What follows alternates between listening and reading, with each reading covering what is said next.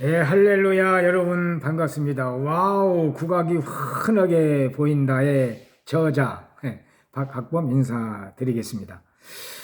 요즘 감기가 많이 유행하네요. 예, 저도 좀 감기가 있어서 녹화 중에 조금 훌쩍거리는 부분이 있을 텐데 좀 이해해 주시고 양해를 부탁을 드립니다. 제가 지난번 방송에서 그 훈장에 시국 견해 이렇게 말씀을 좀 드렸는데 여러분들이 반응이 어땠는지 모르겠습니다. 이제 제가 이제 국가로부터 훈장증을 받았다 그 말씀 드렸죠. 그리고 한평생을 우리 이세교에게 투신을 해오르고 살아왔다. 그래서 나라 걱정하는 차원에서 한 말씀 드리고 싶었다. 드렸는데 여러분들이 반응이 어땠는지는 모르겠습니다. 그런데 조회수가 조금 늘어났더라고요. 그게 훈장의 시국선이 좋아서 늘어나는 건지 어떤지는 저도 잘 가려운 못하겠습니다. 그런데 변화는 필요한 것 같습니다. 국악이 너무 진부하잖아요. 솔직히 우리들이 서양음악에 물들어 있기 때문에 국악은 이상한 소리 세상, 굿이나 할 때 듣는 소리, 또 무슨 연불이나 할 때 하는 소리, 그렇게 치부하는 게 우리들의 아주 나쁜 정서였죠. 근데 엄밀히 따르면 국악이 사실은 쉬운 음악입니다. 아까 제가 말씀드렸잖아요. 미와라, 도, 산문만 알면 우리 국악을 아는데 많은 도움이 된다. 삼음 다시 한번 들어보세요. 미라 도 도라 미라 미라 도. 이 음정 관계가 굉장히 중요합니다. 자꾸 듣고 우리 귀가 세뇌가 돼야 됩니다. 미라 도 어청 구독 좋아요. 구독 좋아요 꾹꾹 눌러주시면 고맙겠습니다. 함께 구독 눌러서 저변 확대, 우리 국악에 대해서 미라도 선율 아는 거 이것만 알아도 국악의 첫걸음을 내가 듣는다 우리 말씀드렸잖아요. 같이 더불어 알면은 좋잖아라는 생각이 들었습니다. 지난번에 훈장의 시국 토론에서 그 예산에 대한 말씀을 드렸는데 지난주 토요일 날 부산에서도 우리 집회가 있었습니다.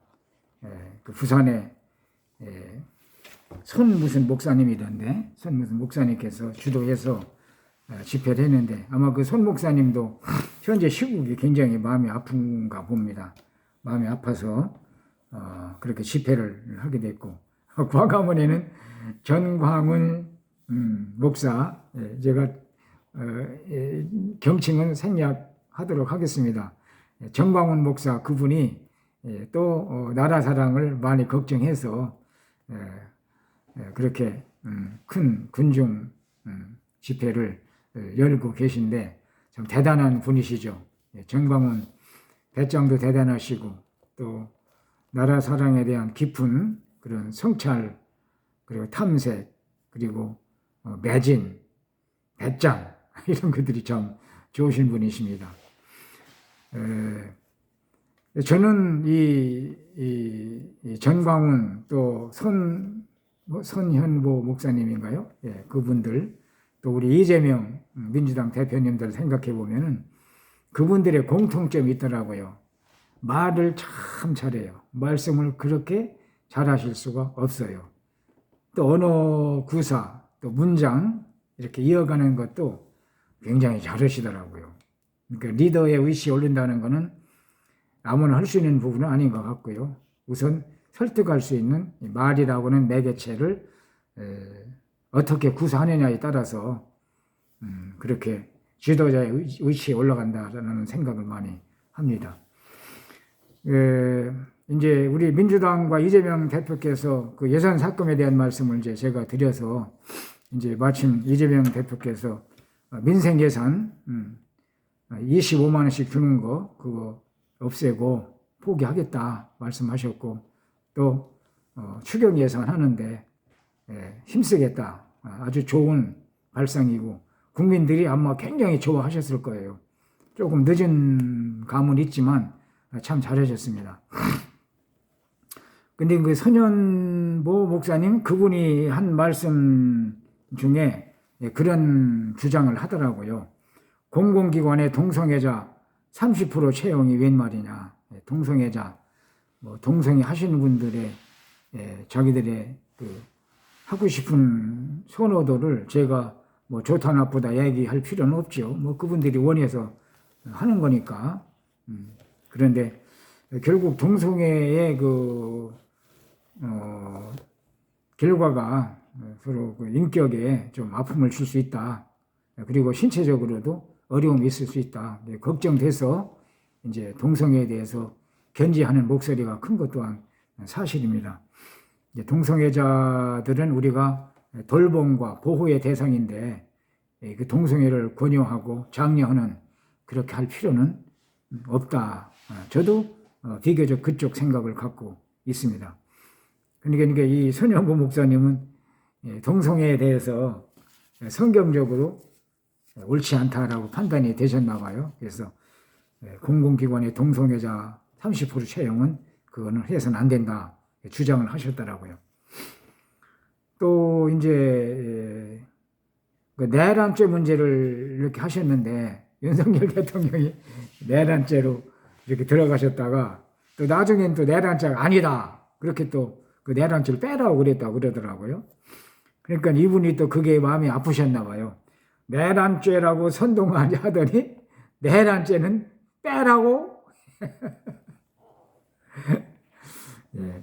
이것도 좀 앞뒤가 안 맞는 것은 분명한 것 같습니다. 내란의 의미를 대통령이 내란죄를 덮어 씌우는 거. 내란을 한 사람이 대통령이냐 비상계엄 때문에 그러신 것 같은데 대통령 나름대로 국가를 다스리면서 뭔가 걱정되는 부분이 많으시니까 소위 말하면 이제 반국가 세력들이라고 대통령은 본 거죠. 대통령이 나라를 제대로 잘 이끌어 가야 되는데 일을 못하니까 아까 어저께 말씀드렸듯이 그 예산 삭감 다 해놓으면은 일하지 말라는 거 외에는 무슨 어떻게 말을 할 수가 있겠어요. 걱정이 많이 되시니까 이제 그랬고 또 선거 부정선거에 대한 부분도 또 이렇게 많이 걱정을 하셨더라고요. 저도 사실 부정선거에 대해서 관심이 있습니다. 저뿐만이겠습니까? 대한민국 국민들이 다 부정선거 관심 있잖아요. 부정선거는 대한민국만 있는 게 또 아니고 보니까 미국도 어마어마하게 부정선거.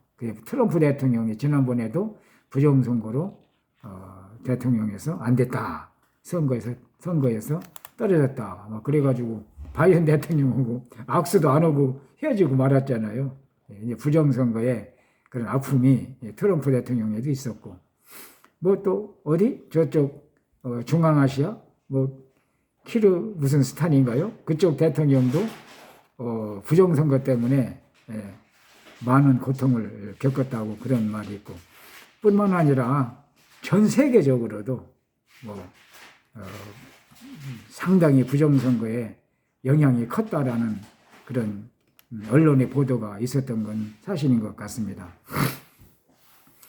그러니까 이제 반국가 세력들에 대한 대통령으로서의 헌법의 권한을 행사를 했는데 그거를 이쪽에서는 내란으로 보는데 글쎄 이게 과연 헌법 행사를 대통령이 할 수 있는 자격이 있고 권한이 있는데 그것을 그렇게 내란 혐의를 해서 나라를 이렇게 온통 어렵게 해야 되나 그런 면에서 저도 좀 일부분 여러 가지 생각을 하게 되는 부분이 있습니다. 그 다음에 이제 카톡, 엄마도 내 카톡 검열 안 하는데 카톡 검열하라고 그랬다고. 아이고, 그래가지고 많은 사람들이 정말 많은 걱정을 또 많이 하게 됐죠. 카톡 검열? 저도 카톡 검열 한다니까. 은근히 걱정되더라고요. 뭐 나쁜 짓 한 건 없는데 아이고 내 거를 보여줘 억지로 보여준다라고 하면 그 기분 쉽게 말해서 자존심의 문제가 있지 않습니까? 카톡 검열 그런 거는 사실 말씀해서는 안 됩니다. 그래서 그 역효과가 상당했어요. 그래서 20대, 30대들이 거기에 대해서 분개를 했다라는 말을 또 듣게 됐습니다. 뭐 20대, 30대뿐만 아니라 40대, 50대도 카톡 검열한다고 좋아하겠어요? 아이고, 뭐 10대도 그렇죠. 먼저 뭐 20대, 30대, 뭐 10대 여론조사 한 거 보니까 골고루 민주당이 이렇게 여론에서 많이 이렇게 떨어진 부분이 있더라고요. 예. 카톡 검열 같은 말씀도 조심해서 말씀을 하셔야 됐는데 앞으로 더불어민주당 쪽에서도 그런 부분에 신경을 더 많이 쓰셔야 되지 않나 하는 생각이 듭니다.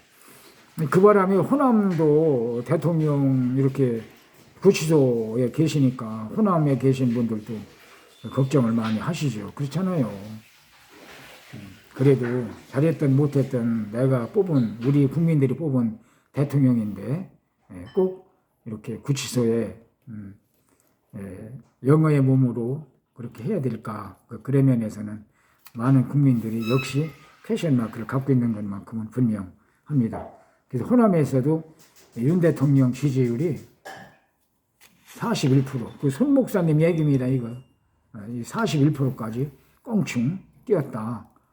보니까 호남에 계신 분들도 윤 대통령 담화문 발표하는 거 보니까 상당히 인간적이고 그리고 피를 흘려서는 안 되겠다. 그래서 혹시 충돌이 일어나서 피를 흘리게 되면은 안 된다. 국민들에 대한 따뜻한 그 국민 사랑의 마음이 있었고 막 그런 부분들을 호남에 계신 분들이 많이 평가를 해주신 것 같습니다. 제 주변에도 호남 분들 많이 계십니다만은 상당히 정이 많고 또 따뜻하죠. 정말 따뜻하고 또 협동심이 상당히 잘 되는 그런 분들이 호남 분들이고 저도 이제 고향이 충청도입니다만은 백제 시대 이 호남과 이 충청도는 백제 시대 백제권이었거든요. 그래서 어떤 분이 그러시더라고요. 제가 백제권이라는 말 많이 씁니다. 호남 분들하고 이 충청도 사람들하고 비슷한 점이 많이 있습니다. 저도 호남이냐 전라도 사람이냐라는 말을 많이 들어요. 특히 말에 그려이 이렇게 이자를 많이 쓰거든요. 억양이 많이 비슷한 점이 있습니다. 제가 이제 호남분 또 충청도 사람을 어우러서 백제 사람, 호남에 대한 호남 분들에 대한 애정을 제가 이제 백제 사람이라는 말로 표현하는데 제가 아는 어떤 교장 선생님이 백제권이라는 말씀을 쓰시더라고요. 그분이 의식이 좋으신 분이에요. 그래서 제가 그분한테 그분이 교장 선생님이셨어요. 아주 대학원도 두 번이나 수학하신 아주 학구파 교장 선생님이셨는데 교장 선생님이 백제권이라는 말씀을 쓰시네요. 그렇게 말씀하시더라고요. 호남이든 충청도든 경상도든 다 내 나라, 내 민족, 내 동포잖아요. 그런 면에서 우리가 뭔가 사고의 발상을 전환할 필요가 있다. 선의의 경쟁은 좋지만 그렇지 않은 경쟁은 필요 없습니다. 호남인 뿐이면 어떻고 경상도 뿐이면 어떻고 그렇잖아요. 그래서 어떻든지 우리 정당에 계신 분들이 이런 손 목사님 이런 이야기를 또 주의 깊게 듣고 정말 우리나라의 정치가 속히 안정이 되고 세계 속의 한국으로 발돋움할 수 있도록 그렇게 하는 것이 굉장히 필요하다 그런 말씀을 드립니다.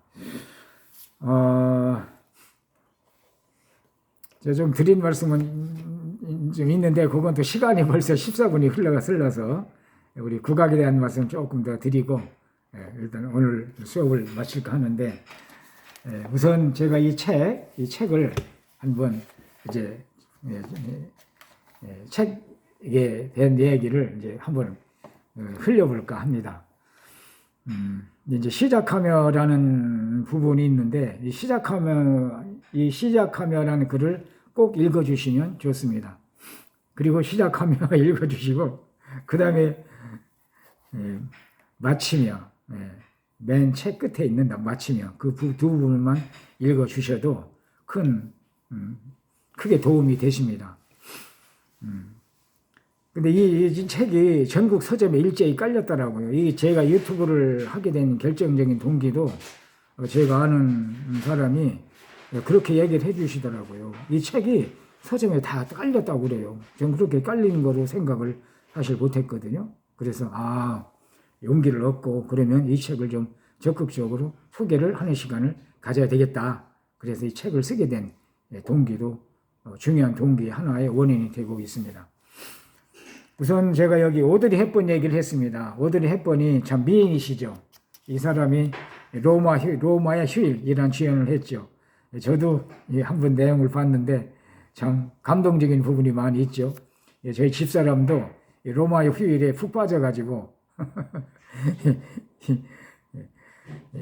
이불 속에서 텔레비 보면서 이 영화를 감상했다고 그렇게 하더라고요.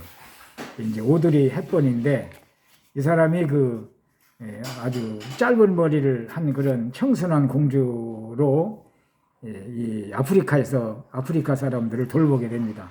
1959년에 소말리아, 수단, 에티오피아 유니세프 그 기금 친선 대사로서 기금을 이제 그 어린이들 기아에 허덕이는 어린이들을 구하기 위해서 친선 대사로 가서 봉사활동을 하게 되죠. 이제 저는 이 오드리 헵번을 소재로 하게 된 동기가 국악에서의 아름다움도 있다. 오드리 헵번이 아름다운 것처럼 국악에서의 아름다움을 발견하자. 오드리 헵번이 뭐가 아름다우냐? 얼굴이 아름다우냐?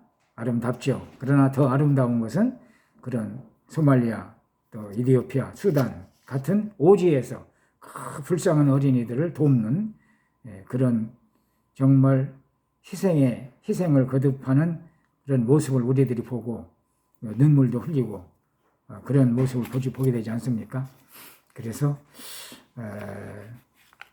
외적인 아름다움보다도 그 마음의 아름다움을 알 수가 있다.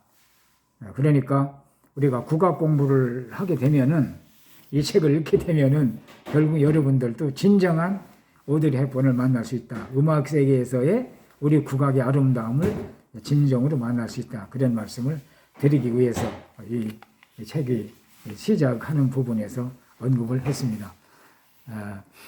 벌써 시간이 좀 흘렀는데 다음 시간에 또 이어가도록 하고요.